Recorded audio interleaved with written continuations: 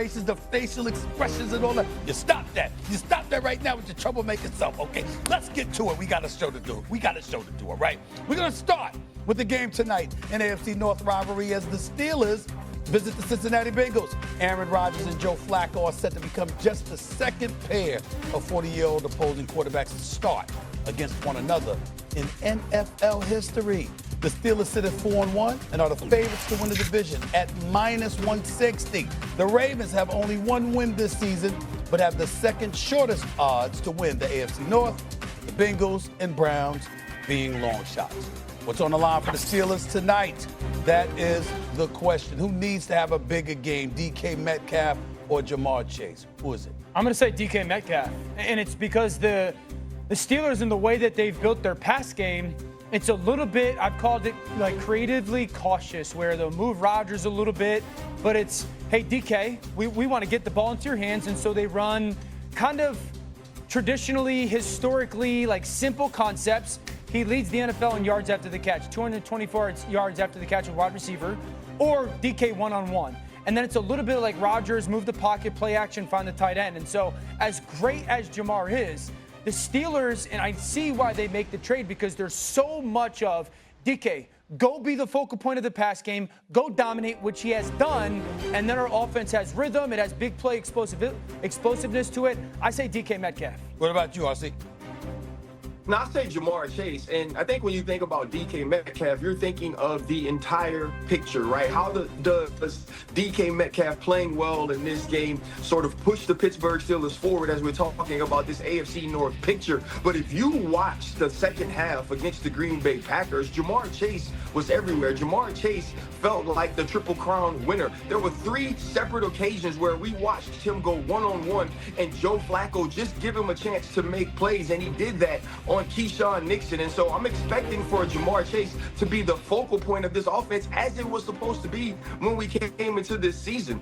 And Joe Flacco found a way to get comfortable in the second half. We watched Zach Taylor open up in the second half against the Green Bay Packers. And for people who didn't watch that game or see that film, that game was extremely close in the fourth quarter, so the Green Bay Packers were able to put some distance between themselves and the Cincinnati Bengals. And it was because of Jamar Chase being able to win in one-on-ones, Jamar Chase on third down. And so for me, if this game is going to be close in any way, if the Cincinnati Bengals are going to have any sort of chance, Jamar Chase has to have one of those days we watched him have last year, where he was showing everyone in the world he was the most valuable non-quarterback on the offensive side of the football. I totally agree with RC, and I think it's necessary because, listen, I think that's the only hope the Cincinnati Bengals have. Their defense isn't great. Offensively, it is about Jamar Chase because he helps get T. Higgins off and others as well. If he's flowing, then you got to worry about him. Obviously, you got to preoccupy yourself with him, and that leaves opportunities open for other people. And if you're Joe Flacco,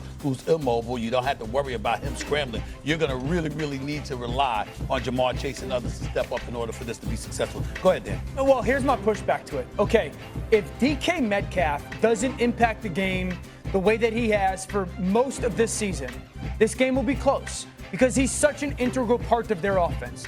I talked to the Steelers don't do a ton. They'll put 6 offensive linemen on the field. You'll see that and hear that a ton tonight. Darnell Washington will be the tight end, and they'll do a bunch out of it. But the reason they've been explosive, the reason they've scored points is because DK. So if DK doesn't dominate tonight, this game will be close. Whereas the Bengals still have T. Higgins. Like, Jamar's going to be impactful. He's sensational. But if, like, the Steelers take away Jamar Chase, T. Higgins can still hurt you. T. Higgins can still keep you in the game. Metcalf is the focal point of that offense. And also, being realistic, the Bengals keep it closer. The Bengals find a way to win tonight. Does it really change our prospect on them? Well, that's true. That's true. And that gets me to another question, which is the obvious one. That was just a warm-up question. Very, very good on both of you, Portia. I wanted to test to see if y'all were ready to roll. Because ready. Sometimes, man, I don't know. Thank you. I don't know about it. So I have to make sure y'all was ready to roll. Thank you for testing us and making sure we're TV ready finally, Stephen A. That's right. We needed you to come on this show and host in order to make sure we understood that. This is not a day for you to clap back at me with that background of yours. It's not the day to do it, RC. Not the day to do it. Looks like a coloring book. Exactly. Let's go to a bigger question involving the Steelers, because we really need to get to what's on the line for them tonight. How all in do you want to be if I'm the Steelers? Steelers win tonight, this division's blouses. It's a wrap, okay?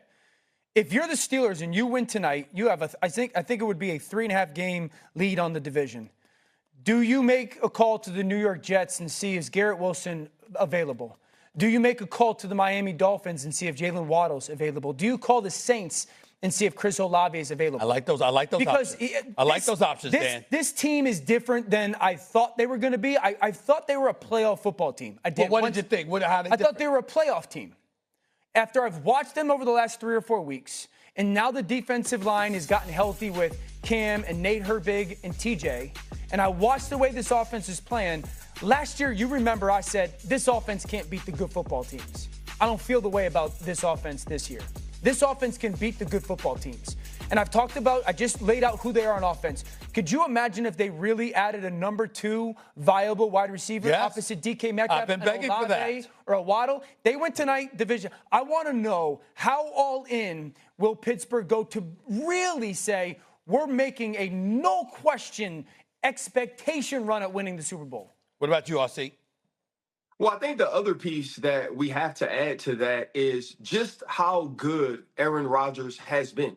And it's not in the numbers, right? This won't be the gaudy Aaron Rodgers numbers that we saw during his 4 MVP seasons, but he's been a steadying force for this offense. He's been a leader on the field. They haven't necessarily conformed, as the other teams have under Aaron Rodgers, to be exactly what he needs them to be or what he wants them to be. He's used his legs in the pocket. He's created extra time. Darnell Washington in the last game against the Cleveland Browns became a force on late leaks and boots and getting him opportunities in one-on-one. DK Metcalf and now Aaron Rodgers developing some chemistry down the field. Aaron Rodgers is the reason, period, that this offense is good enough to beat good football teams. And I love the question that Dan is asking, because the reason they can be all in is because the AFC is not what we thought it would be.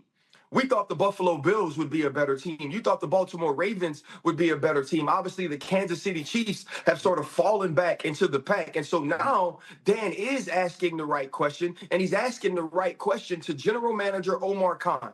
You went out in this offseason, you say, give me DK. You say, give me Jalen Ramsey. You say, give me Aaron Rodgers. We aren't going to draft a quarterback in the first round. So that told me you were all in already. If you win tonight, and you're 5-1, and right now you have an opportunity to be the team that hosts every single